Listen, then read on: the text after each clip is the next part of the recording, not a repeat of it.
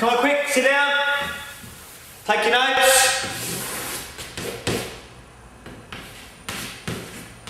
Come on, we haven't got much time. This afternoon I'm going to talk to you about time. How many times have I heard people say I haven't got enough time to exercise, haven't got enough time to do much? This is a watch.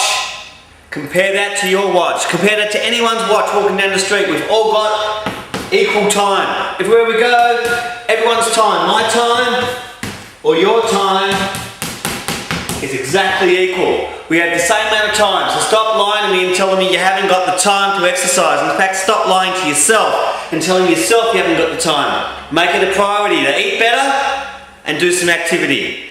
I'm your sweat coach. Hope to see less of you next time. Take care.